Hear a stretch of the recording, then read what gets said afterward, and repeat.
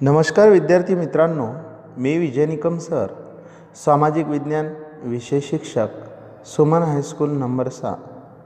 विद्यार्थी मित्रांनो, आजच्या या व्हिडिओमध्ये आपण इयत्ता 10वीच्या विद्यार्थ्यांसाठी सामाजिक विज्ञान यातील प्रकरण 13वे उत्पादन उद्योग ह्या प्रकरणाचा अभ्यास करणार आहोत। उत्पादन उद्योग हे प्रकरण SSC बोर्ड एक्झाममध्ये एकूण 3 गुणांसाठी विचारण्यात येत असते। 3 गुणांमध्ये विभाग ब यात 2 मार्कांसाठी एक प्रश्न विचारला जातो। विभाग ड मध्ये नकाशा भरण्यासाठी एक प्रश्न नेहमी विचारला जातो।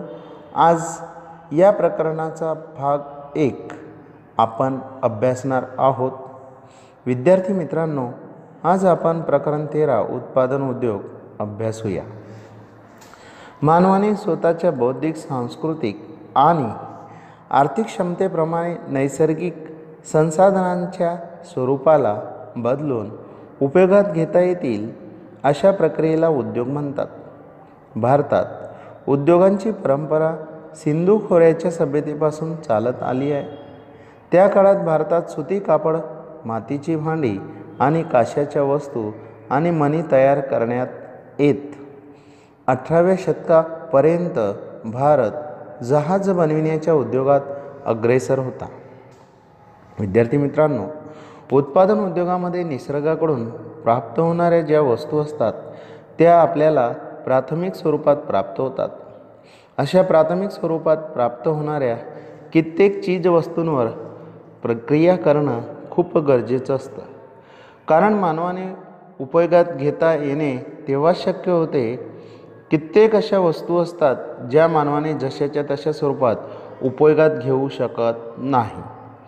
उदाहरणार्थ, प्रत्यक्षात रूपात आपण ऊसाचा वापर करू शकत नाही, म्हणून ऊसावर प्रक्रिया करावी लागत असते आणि ऊसावर ही प्रक्रिया कारखान्यात होत असते आणि ऊसापासून मग साखर, गूळ, खांडसरी तयार केली जात असते आणि मग साखरेचा, गुळाचा आणि खांडसरीचा उपयोग आपण या ठिकाणी करत असतो। भारतात सिंधू खोऱ्याच्या सभ्यतेपासून उद्योगाची परंपरा चालत आलेली आहे असं म्हटलं जातं। प्राचीन काळापासूनच उद्योगांची परंपरा भारतामध्ये चालत आलेली आहे, कारण उत्पादन उद्योगात प्राचीन काळापासून भारत देश जोडला गेलेला आहे। सुती कापड पासून तर त्या ठिकाणी जहाज बनवण्यापर्यंत वेगवेगळ्या उद्योगांमध्ये भारत देश अग्रेसर होता। भारत हस्तकला उद्योगांमध्ये सुद्धा अग्रेसर होता। हातांनी वेगवेगळ्या प्रकारच्या वस्तू त्या ठिकाणी तयार केल्या जात असत। अशा उद्योगांमध्ये सुद्धा भारत अग्रेसर होता आणि गृह उद्योगांमध्ये भारत देश अग्रेसर होता। भारत सुती कापड, मलमलचे कापड, धातूची भांडी आणि आभूषणांची विदेशात खूपच मागणी होती। युरोपमध्ये औद्योगिक क्रांतीच्या सुरुवातीपासून इंग्रजांनी भारतातून कच्चा माल, विशेष करून कापूस घेऊन जात तेथून कारखान्यात तयार झालेला माल भारतात जास्त किमतीत विकत आणि भारताचे हस्त उद्योग बंद पाडण्याची नीती ब्रिटिश सरकारने अंमलात आणलेली होती। त्यामुळे भारताच्या कापड उद्योगाला मोठे नुकसान झाले, तसेच भारताचे कलाकुशल व कारागीर बेकार झाले। विद्यार्थी मित्रांनो, भारतामध्ये प्राचीन काळामध्ये सुती कापडाचं उत्पादन मोठ्या प्रमाणात होत असे। मलमलच्या कापडाचं सुद्धा उत्पादन मोठ्या प्रमाणात घेतलं जात असे। वेगवेगळे धातू असतील त्याच्यापासून सुद्धा वेगळ्या प्रकारची भांडी तयार केली जात असत आणि दागिने आणि आभूषणे सुद्धा तयार केली जात असत आणि म्हणून या सर्व घटकांची मागणी विदेशांमध्ये सर्वात जास्त होती। युरोप या खंडामध्ये औद्योगिक क्रांती सुरू झालेली होती आणि या औद्योगिक क्रांती सुरू झाल्यामुळेच इंग्रज लोक भारतामधून कच्चा माल त्या ठिकाणी घेऊन जात असत। कच्चा मालमध्ये विशेष करून जर आपण म्हटलं तर कापूस त्या ठिकाणी घेऊन जात असे आणि त्यांच्या देशामध्ये कारखान्यात कापसापासून पक्का माल तयार करत असत आणि तो पक्का माल भारतामध्ये जास्त किमतीमध्ये विकत असत आणि याच गोष्टीमुळे भारतातील जेवढेही हस्तउद्योग होते ते बंद करण्याची नीती त्यांनी अंमलात आणलेली होती आणि बरेचसे हस्तउद्योग भारताचे बंदसुद्धा झालेले होते. त्यामुळे भारताच्या कापड उद्योगाला फार मोठं नुकसान त्या ठिकाणी झालेलं होतं. कारण हस्तउद्योग बंद पडलेले होते. कापडाचं उत्पादन त्या ठिकाणी दिवसेंदिवस कमी होत चाललेलं होतं आणि कमी होत असल्या कारणाने भारताचे जे कला कौशल्य कुशल असे कारागीर होते ते पूर्णतः बेकार त्यामुळे झालेले होते. उद्योगाचे महत्त्व. आजच्या युगात राष्ट्रांचं अस्तित्व उद्योगांच्या विकासावर आधारित आहे. औद्योगिक विकासाशिवाय आर्थिक विकास तर असंभव झाला आहे. ज्या देशांनी औद्योगिक दृष्टीने जेवढा विकास केला आहे त्या देशाची अर्थव्यवस्था तेवढीच मजबूत बनली आहे. संयुक्त राज्य अमेरिका, रशिया, जापान, दक्षिण कोरियासारखे देश स्वतःच्या औद्योगिक विकासाच्या आधारावर समृद्ध आणि विकसित राष्ट्र बनले आहे. ज्या देशातून उद्योगांचा विकास झाला नाही किंवा कमी झाला आहे असे देश नैसर्गिक संसाधनाचा उपयोग उद्योगात कच्चा माल म्हणून करू शकत नाही. असे लोक नैसर्गिक संसाधने कमी किमतीत विकून त्याच कच्च्या मालाच्या तयार वस्तूंना जास्त किंमत चुकवून विदेशीयांकडून खरेदी करावी लागते. भारताच्या संपूर्ण राष्ट्रीय उत्पादनात उत्पादन उद्योगांचा 29% वाटा आहे. विद्यार्थी मित्रांनो, आजचं युग जर आपण म्हटलं तर प्रत्येक राष्ट्राचं अस्तित्व जर असेल तर ते उद्योगांच्या विकासावर आहे. उद्योगांचा विकास झाला तरच राष्ट्राचं अस्तित्व टिकून राहत असतं, राष्ट्राचा विकास त्या ठिकाणी होत असतो.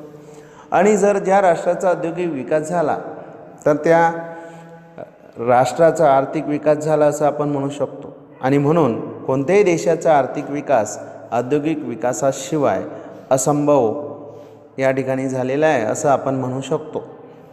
ज्या देशाने औद्योगिक दृष्टीने जेवढा विकास केलेला आहे त्या देशाची अर्थव्यवस्था तेवढीच मजबूत त्या ठिकाणी बनलेली आहे. संयुक्त राज्य अमेरिका असेल, रशिया असेल, जापान असेल, दक्षिण कोरिया देश असेल तर या संपूर्ण देशांमध्ये औद्योगिक विकास चांगल्या प्रकारे झालेला आहे. आणि म्हणूनच अशा देशांना विकसित राष्ट्र आपण म्हणू शकतो. कारण या राष्ट्रांमध्ये औद्योगिक विकास झाला आहे आणि औद्योगिक विकास झाल्यामुळे त्या देशांचा आर्थिक विकास झाला आहे आणि म्हणून ते देश विकसित राष्ट्र बनलेले आहेत. परंतु काही अशी राष्ट्र आहेत की ज्या राष्ट्रांमध्ये किंवा देशांमध्ये उद्योगांचा विकास झालाच नाही किंवा फार कमी झालेला आहे. म्हणून असे देश काय करत असतात तर नैसर्गिक संसाधनाचा उपयोग उद्योगात कच्चा माल म्हणून अशी राष्ट्र त्या ठिकाणी करत नाही. आणि म्हणून अशी राष्ट्र आपली जी नैसर्गिक संसाधन आहे ते वेगळ्या राष्ट्रांना किंवा इतर राष्ट्रांना कमी किमतीमध्ये तीच नैसर्गिक संसाधनं विकत असतात आणि कच्च्या मालाचे तयार झालेल्या ज्या काही वस्तू असतील त्याची जास्त किंमत चुकवतात आणि तीच वस्तू ते विदेशांकडून खरेदी करत असतात. परंतु भारताच्या संपूर्ण राष्ट्रीय उत्पादनात उत्पादन उद्योगांचा वाटा जर आपण म्हटला तर 29% आहे. ब्रिटिश शासनाच्या नीतीने भारताच्या औद्योगिक स्वरूपाला नष्ट केले. 1853 पासून औद्योगिक क्रांतीच्या 70 वर्षापर्यंत भारतात आधुनिक पद्धतीने उद्योगांची स्थापना होऊ शकली नाही. भारतात आधुनिक औद्योगिक विकासाचा इतिहास 163 वर्ष जुना आहे. 1853 मध्ये कोळशावर आधारित प्रथम लोखंड गाळणे औद्योगिक एकम स्थापित करण्यात आले पण ते निष्फळ झाले. विद्यार्थी मित्रांनो, आपण जर म्हटलं तर ब्रिटिश शासनाने जी काही नीती राबवलेली होती त्या नीतीमुळेच भारतातील औद्योगिक स्वरूप पूर्णतः नष्ट झालेले होते. कारण इंग्रज भारतातून कच्चा माल विशेष करून कापूस त्या ठिकाणी घेऊन जात असे. कच्चा माल म्हणून कापूस घेऊन जात असे आणि त्यांच्या देशामध्ये त्याच्यावर प्रक्रिया करून पक्का माल तयार करत असे आणि तोच पक्का माल भारतामध्ये जास्त किमतीमध्ये विकत असे. आणि या कारणांमुळेच भारतातील हस्तउद्योग पूर्णतः बंद झालेला होता. म्हणजेच भारताच्या औद्योगिक स्वरूपाला संपूर्ण नष्ट करण्याचं काम ब्रिटिश शासनाच्या नीतीने केलेलं होतं. 19व्या शतकात म्हणजेच 1853 पासूनच औद्योगिक क्रांतीच्या 70 वर्षापर्यंत भारताने आधुनिक पद्धतीने उद्योगांची स्थापना भारतामध्ये होऊ शकली नाही. भारतात आधुनिक औद्योगिक विकासाचा इतिहास जर आपण म्हटलं तर फार जुना आहे. जवळजवळ 163 वर्ष जुना आपल्याला आढळत असतो. आणि भारतामध्येच 1853 मध्ये कोळशावर आधारित प्रथम एकम स्थापित करण्यात आलं. लोखंड गाळणे हे औद्योगिक एकम भारतामध्ये स्थापित करण्यात आलेले होते, परंतु ते एकम निष्फळ वाया गेले असं आपण म्हणू शकतो.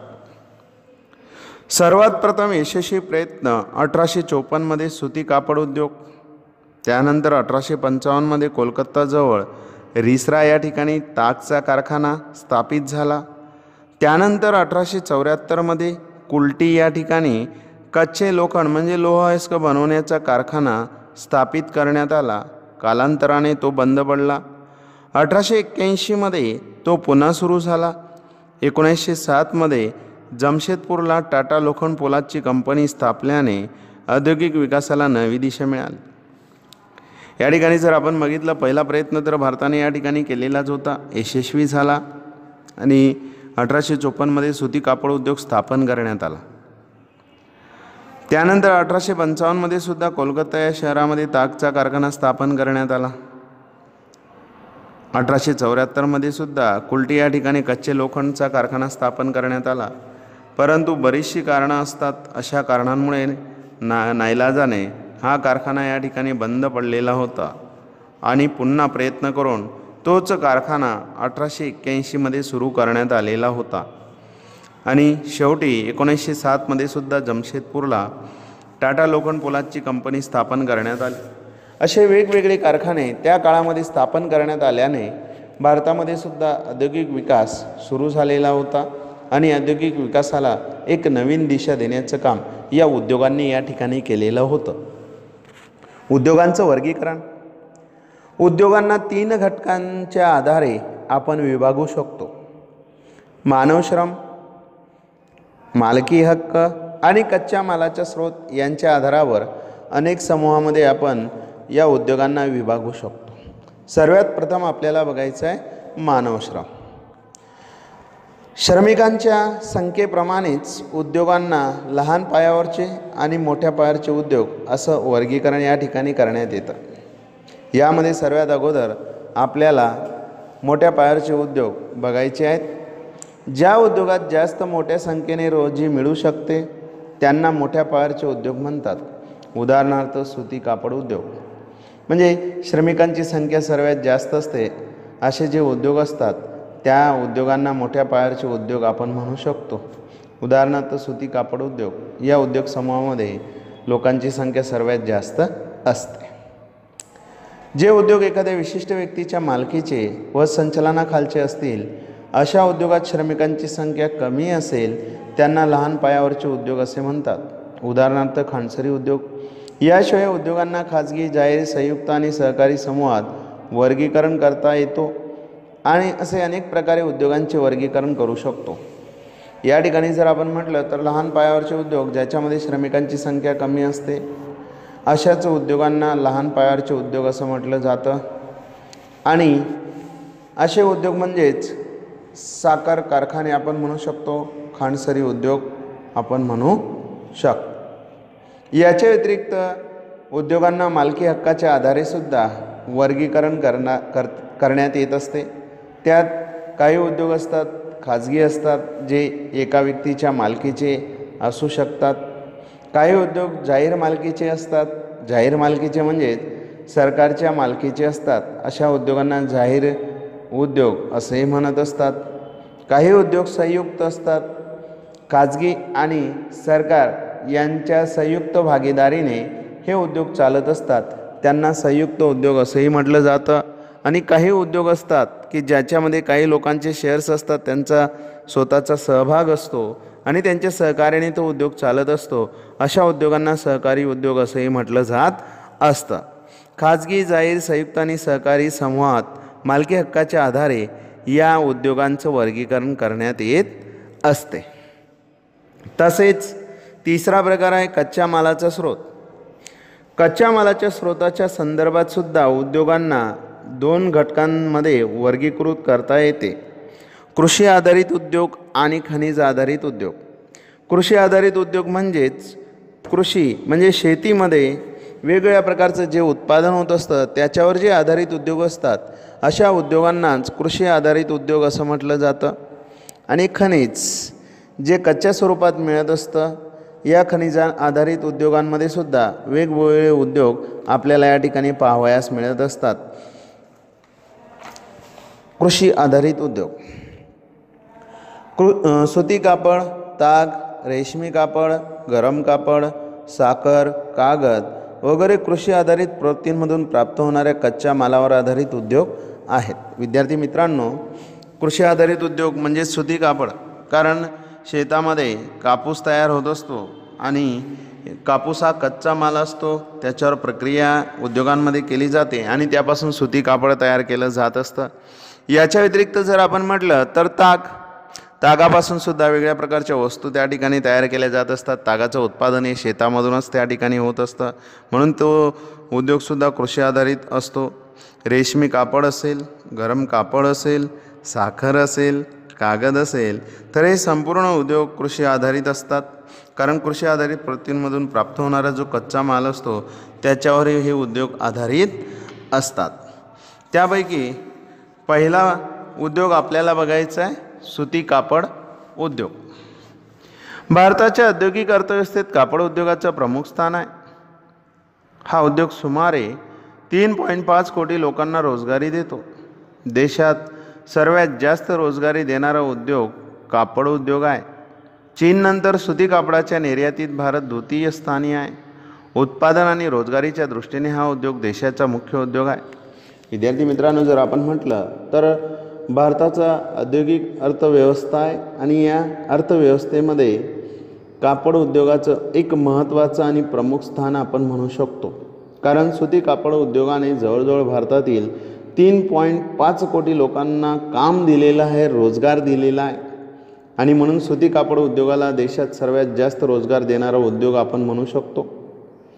चीन या देशामध्ये सुती कापडाचं उत्पादनही होत असतं आणि सुती कापडाच्या निर्यातीमध्ये चीन या देशाचा प्रथम क्रमांक लागत असतो आणि मग सुती कापडाच्या निर्यातीत भारताचा दुसरा क्रमांक लागत असतो.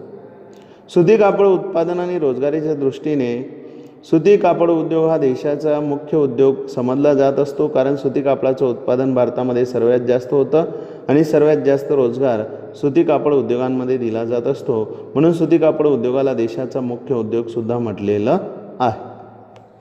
मुंबईत सर्वप्रथम सुती कापडाची गिरणी स्थापन झाली. त्यानंतर गुजरातमध्ये अहमदाबादला शहापूर गिरणी आणि केलिको गिरणी स्थापित केली. सुती कापडाच्या गिरण्या सुरुवातीला मुंबई आणि अहमदाबादमध्ये स्थापन झाल्या होत्या. स्वस्त कापूस, श्रमिकांची उपलब्धता, परिवहनची सोय, निर्यातीसाठी बंदरे आणि बाजारपेठच्या अनुकूलतेमुळे येथे सुती कापडाच्या गिरण्या स्थापित केल्या. आज सुती कापडाच्या गिरण्या देशाच्या सुमारे 100 शहरात आल्या आहेत.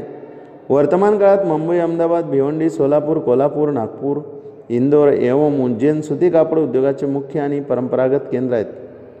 विद्यार्थी मित्रांनो, मुंबई या शहरामध्ये सुती कापडाची पहिली गिरणी स्थापन करण्यात आलेली होती आणि गुजरातमध्ये अहमदाबाद या शहरामध्ये सुती कापड गिरणी स्थापन करण्यात आलेली होती. मुख्यतः जर आपण म्हटलं तर मुंबई आणि अहमदाबाद हे दोघंही शहर समुद्र किनाऱ्यावर त्या ठिकाणी होते. सुती कापड त्या ठिकाणी निर्माण करण्यासाठी दमट हवामानाची आवश्यकता असते आणि तशा प्रकारचं अनुकूल वातावरण मुंबई आणि अहमदाबाद या शहरामध्ये होतं. अहमदाबादमध्ये शहापूर गिरणी आणि केलोकी गिरणी अशा 2 गिरण्या स्थापन करण्यात आलेल्या होत्या. सुती कापडाच्या गिरण्या जर आपण म्हटलं तर सुरुवातीला मुंबई आणि अहमदाबाद या शहरामध्ये स्थापन करण्यात आलेल्या होत्या. मगाशी मी तुम्हाला सांगितलं की दोघंही शहरांमध्ये समुद्रकिनारा असल्याकारणाने, दमट वातावरण असल्याकारणाने या ठिकाणी गिरण्या स्थापन करण्यात आलेल्या आहेत आणि अनेक घटक आहेत. या अनेक घटकांच्या अनुकूलतेमुळेच या दोन्ही शहरांमध्ये सुती कापडाच्या गिरण्या स्थापन करण्यात आलेल्या आहेत. त्यामध्ये पहिलं कारण जर आपण म्हटलं तर स्वस्त कापूस मुंबई आणि अहमदाबाद या दोन्ही शहराच्या आजूबाजूला कापसाचं उत्पादन सर्वात जास्त होत असतं आणि त्यापासून स्वस्त कापूस त्या ठिकाणाहून मिळत असतो. श्रमिकांची उपलब्धता दोन्ही शहरांमध्ये जास्त आहेत. परिवहनाच्या अनेक सुविधासुद्धा मुंबई आणि अहमदाबाद या शहरामध्ये जास्त आहेत आणि दोन्ही शहरांमध्ये निर्यातीसाठी अनेक बंदरं आपल्याला पाहायला मिळत असतात. अनेक प्रकारची बाजारपेठसुद्धा मुंबई आणि अहमदाबाद या शहरामध्ये अनुकूल आहे. म्हणून मुंबई आणि अहमदाबाद या दोन्ही शहरांमध्ये सुती कापडाच्या गिरण्या स्थापित करण्यात आलेल्या आहेत. आज आपल्या देशामध्ये सुती कापडाच्या 100 गिरण्या आपल्याला पाहायला मिळत असतात। वर्तमान काळात जर आपण म्हटलं, आजच्या काळामध्ये मुंबई, अहमदाबाद, भिवंडी, सोलापूर, कोल्हापूर, नागपूर, इंदोर आणि उज्जैन या सर्व शहरांमध्ये सुती कापडाचे मुख्य केंद्र आपल्याला पाहायला मिळत असतात आणि परंपरागत केंद्रसुद्धा आहेत, म्हणजे प्राचीन काळापासूनच ही केंद्रसुद्धा आलेली आहेत असं आपण म्हणू शकतो। महाराष्ट्रात मुंबईमध्ये जास्त सुती कापडाच्या गिरण्या आहेत, त्यामुळे त्याला सुती कापडाचं विश्व महानगर म्हणजेच कॉटन पॉलिस ऑफ इंडिया असं म्हणतात। विद्यार्थी मित्रांनो, बोर्डाच्या परीक्षेमध्ये एका मार्कासाठी हा प्रश्न विचारला जाऊ शकतो की सुती कापडाचं विश्व महानगर कोणाला म्हणत असतात, तर मुंबईला त्या ठिकाणी म्हणत असतात कॉटन पॉलिस ऑफ इंडिया। याशिवाय पुणे, कोल्हापूर, औरंगाबाद, जळगाव शहरातून सुद्धा हा उद्योग स्थापित करण्यात आलेला आहे। गुजरात या राज्यामध्ये अहमदाबादला पूर्वेचे मँचेस्टर आणि डेनिम सिटी ऑफ इंडियासुद्धा म्हणतात। याशिवाय बडोदरा, कलोल, भरूच, सुरत, पोरबंदर, भावनगर, राजकोट या शहरांचा सुद्धा समावेश या ठिकाणी केला जात असतो। विद्यार्थी मित्रांनो, गुजरातमधील अहमदाबाद या शहराला सुद्धा पूर्वेचे मँचेस्टर असं म्हटलं जातं, कारण या शहरामध्ये सुद्धा सुती कापडाचं उत्पादन सर्वात जास्त घेतलं जात असतं, म्हणून त्याला डेनिम सिटी ऑफ इंडिया असंही म्हटलं जातं। अहमदाबाद व्यतिरिक्त अनेक शहरं आहेत, बडोदरा असेल, कलोल असेल, भरूच असेल, सुरत असेल, पोरबंदर असेल, भावनगर असेल किंवा राजकोट असेल, या शहरांचा सुद्धा समावेश आहे। या ठिकाणी सुद्धा सुती कापडाचं उत्पादन जास्तीत जास्त घेतलं जात असतं। तामिळनाडूत कोयमतूर मुख्य केंद्र आहे। चेन्नई आणि मदुराई वगैरे केंद्रांचा समावेश होतो। उत्तर प्रदेशात कानपूर, इटावा, आग्रा, लखनौ वगैरे मुख्य केंद्र आहेत। मध्य प्रदेशात इंदोर, ग्वालियर, उज्जैन आणि देवास या उद्योगाची मुख्य केंद्र आहेत। या ठिकाणी जर आपण म्हटलं तर नकाशात जर आपण बघितलं तर तमिळनाडू या राज्यामध्ये कोयमतूर या ठिकाणी सुद्धा सुती कापड उद्योगाचं केंद्र आपल्याला पाहायला मिळत असतं, ते मुख्य केंद्र आहे। याच्या व्यतिरिक्त चेन्नई आणि मदुराई या ठिकाणी सुद्धा सुती कापड उद्योगाचं मुख्य केंद्र आपल्याला पाहायला मिळत असतं। याच्या व्यतिरिक्त उत्तर प्रदेश या राज्यामध्ये नकाशात जर आपण म्हटलं तर कानपूर हे शहर आहे, तसेच इटावा नावाचं शहर आहे, तसेच आग्रा हे शहर आहे आणि लखनौ हे सुद्धा शहर आहेत की जे सुती कापडाचे मुख्य केंद्र आपल्याला पाहावयास मिळत असतात। याच्या व्यतिरिक्त मध्य प्रदेश या राज्यामध्ये नकाशात जर आपण म्हटलं तर इंदोर, त्यानंतर ग्वालियर, उज्जैन आणि देवास हे सुद्धा सुती कापड उद्योगाचे मुख्य केंद्र आपल्याला या ठिकाणी पाहावयास मिळत असतात। पश्चिम बंगालमध्ये कोलकाता, हावडा, मुर्शिदाबाद मुख्य केंद्र आहेत। राजस्थान, पंजाब, हरियाणा वगैरे राज्यात देखील सुती कापडाचा उद्योग विकसित झाला आहे। या उद्योगाच्या विकेंद्रीकरणात उल्लेखनीय योगदान देणाऱ्या परिबळात व्यापक बाजारपेठ, परिवहन, बँक आणि विद्युतीकरण आहेत। या ठिकाणी जर आपण बघितलं पश्चिम बंगालमध्ये जर नकाशात आपण बघितलं तर कोलकाता आणि हावडा आणि मुर्शिदाबाद ही 3 ठिकाणं आहेत की जी सुती कापड उद्योगाची महत्त्वाची केंद्र आपल्याला पाहावयास मिळत असतात।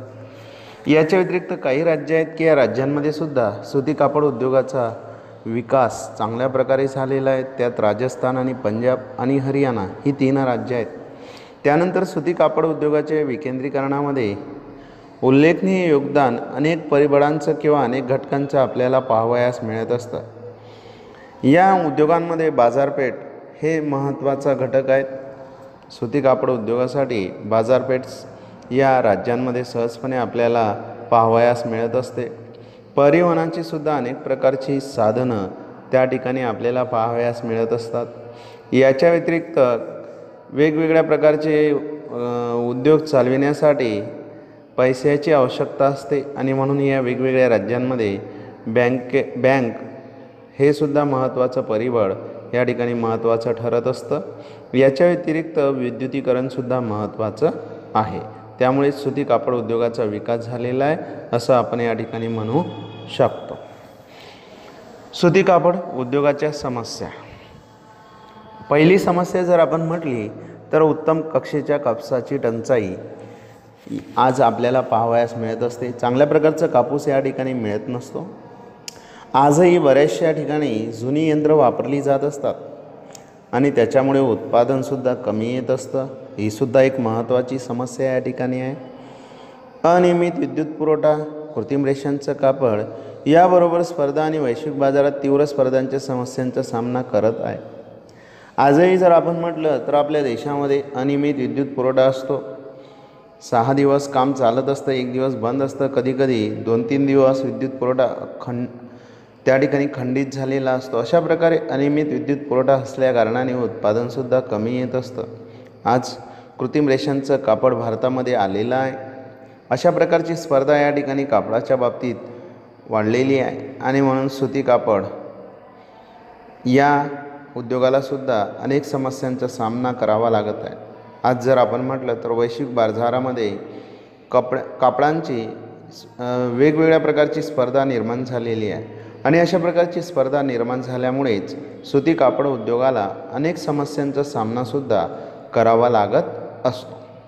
भारत, रशिया, युनायटेड किंगडम, संयुक्त राज्य America, Sudan, Nepal, Australia, France आणि दक्षिण आफ्रिकेच्या देशात सुती कापडाची निर्यात भारत देश करत असतो. असे वेगवेगळे देश आहेत की ज्या देशांमध्ये भारत सुती कापडाची निर्यात त्या ठिकाणी करत असतो. तागाच्या कापडाचे उद्योग. ताग हे दुसऱ्या क्रमांकावर येणारा भारताचा मुख्य उद्योग आहे. ताग आणि तागापासून तयार झालेल्या चीजवस्तूंच्या उत्पादनात भारताचं स्थान प्रथम आहे. तागाच्या निर्यातीत बांगलादेशानंतरच जगात भारत दुसऱ्या क्रमांकावर आहे. देशात तागाच्या एकूण उत्पादनात पश्चिम बंगालमध्ये सुमारे 80%, आंध्र प्रदेशमध्ये 10% आणि उर्वरित ताग जे असतं ते बिहार, उत्तर प्रदेश, ओरिसा, आसाम, त्रिपुरा या राज्यांमध्ये सुद्धा तागाचं उत्पादन होत असतं. ताग जर आपण म्हटलं तर भारताचा मुख्य उद्योग आहे. दुसऱ्या क्रमांकावर येणारा एक महत्त्वाचा उद्योग ताग उद्योगाला म्हटलं जात असतं. तागापासून सुद्धा अनेक प्रकारचे वस्तू तयार केल्या जात असतात आणि तयार झालेल्या चीजवस्तूंच्या उत्पादनात भारताचं स्थान या ठिकाणी पहिलं आहे असं आपण या ठिकाणी म्हणू शकतो. तागाच्या निर्यातीत बांगलादेशाचा प्रथम क्रमांक लागत असतो आणि मग जगामध्ये भारताचा दुसरा क्रमांक लागत असतो. मग देशामध्ये तागाचं बरंचसं उत्पादन होत असतं आणि या उत्पादनामध्ये पश्चिम बंगाल या राज्याचा वाटा 80% आहे. आंध्र प्रदेश या राज्याचा तागाच्या उत्पादनात 10% वाटा आहे आणि उर्वरित ताग वेगवेगळ्या राज्यांमध्ये उत्पादित होत असतं. पश्चिम बंगालमध्ये ताग उद्योग केंद्रित झालेला आहे. त्याची कारणे: तागाला संसाधित साफ करण्यासाठी, प्रक्रिया करण्यासाठी पुष्कळ पाण्याची जरूर असते. त्यामुळे बहुतेक गिरण्या हुगली नदीच्या किनाऱ्यावर आल्या आहेत. स्वस्त मानवश्रम, बँक, विमा सुविधा सोय, निर्यात करण्यासाठी बंदराची सोय यामुळे पश्चिम बंगालमध्ये हा उद्योग केंद्रित झाला आहे. या ठिकाणी जर आपण म्हटलं तर ताग असतं, कच्चं ताग असतं, त्याला साफ करण्यासाठी किंवा संसाधित करण्यासाठी जी प्रक्रिया त्या ठिकाणी करायची असते त्याला भरपूर पाण्याची आवश्यकता भासत असते आणि म्हणून पाणी हा घटक ताग उद्योगासाठी महत्त्वाचा ठरत असतो. म्हणून बऱ्याचशा गिरण्या पश्चिम बंगालमध्ये जर आपण म्हटल्या तर हुगली नदीच्या किनाऱ्यावर त्या ठिकाणी आलेल्या आहेत, कारण पाणी हे सहज त्या ठिकाणी मिळत असतं तागाला साफ करण्यासाठी. दुसरं जर कारण आपण म्हटलं तर स्वस्त मानवश्रम. या ठिकाणी लोकसंख्यासुद्धा जास्त असल्या कारणाने त्या ठिकाणी जर म्हटलं तर स्वस्त मानवश्रम सहजपणे उपलब्ध होत असतं. या शहरामध्ये बँकेच्या सुविधा सहजपणे उपलब्ध असतात आणि विमा सुविधा सोयीसुद्धा या ठिकाणी आहेत. असे अनेक घटक अनुकूल त्या ठिकाणी आहेत. त्यानंतर जेही ताग असेल किंवा तागापासून बनवलेल्या वस्तू असतील तर ते निर्यात करण्यासाठी बंदराची सुद्धा सहजपणे सोय त्या ठिकाणी आहे आणि म्हणूनच या सर्व अनुकूल कारणांमुळेच ताग उद्योग पश्चिम बंगालमध्ये केंद्रित झालेला आहे. ताग उद्योगाच्या समस्या. आज ताग उद्योगाच्या अनेक समस्या या ठिकाणी निर्माण झालेल्या आहेत.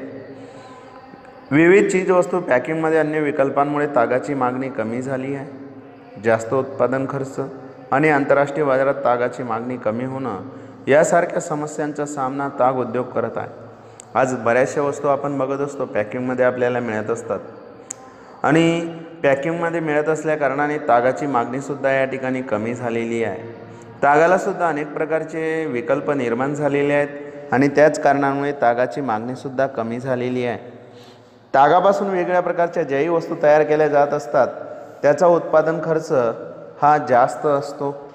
त्यामुळे सुद्धा ताग उद्योगाला अनेक समस्यांचा सामना करावा लागत असतो आणि आंतरराष्ट्रीय बाजारामध्ये वेगवेगळे पर्याय असल्या कारणानेच तागाची मागणीसुद्धा बाजारामध्ये कमी झालेली आहे. अशा अनेक समस्यांचा सामनासुद्धा ताग उद्योगाला करावा लागत असतो. रेशमी कापड. भारतात रेशमी कापडाच्या उत्पादनाची परंपरा दीर्घकाळापासून राहिली आहे. चीननंतर रेशीम उत्पादनात भारत द्वितीय क्रमांकावर असणारा देश आहे. भारतात 4 प्रकारच्या रेशमाचं उत्पादन होतात: शेतूर, इरी, टस्सर आणि मुंगा. या ठिकाणी जर आपण म्हटलं तर भारतामध्ये रेशमी कापड प्राचीन काळापासून निर्माण झालेलं आहे किंवा प्राचीन काळापासून निर्माण होत आहे. त्याच्या उत्पादनाची परंपरा ही दीर्घकाळापासून आपल्याला पाहावयास मिळत असते. चीन या देशात रेशीम उत्पादन जास्त होत असतं, म्हणून जगामध्ये चीन हा देश रेशीम उत्पादनात प्रथम क्रमांकात आहे. त्यानंतर रेशीम उत्पादनात भारताचा जगामध्ये द्वितीय क्रमांक लागत असतो. भारतामध्ये सुद्धा अनेक प्रकारचे रेशमाचं उत्पादन होत असतं. 4 प्रकारचं रेशमाचं उत्पादन भारतामध्ये होत असतं. त्यात 1 शेतूर, 2 इरी, 3 टस्सर आणि 4 मुंगा. आजच्या काळात भारतात 300 एवढे रेशमी कापड विणणाऱ्या गिरण्या आहेत. कर्नाटक, मध्य प्रदेश, पश्चिम बंगाल, तमिळनाडू, पंजाब, जम्मू काश्मीर कच्चं रेशीम तयार करणारी मुख्य राज्य आहेत.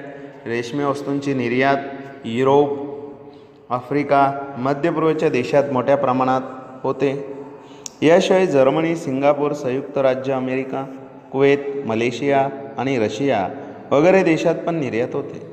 आंतरराष्ट्रीय बाजारात भारतीय रेशीमला चीनच्या तीव्र स्पर्धेचा अनुभव लागतो.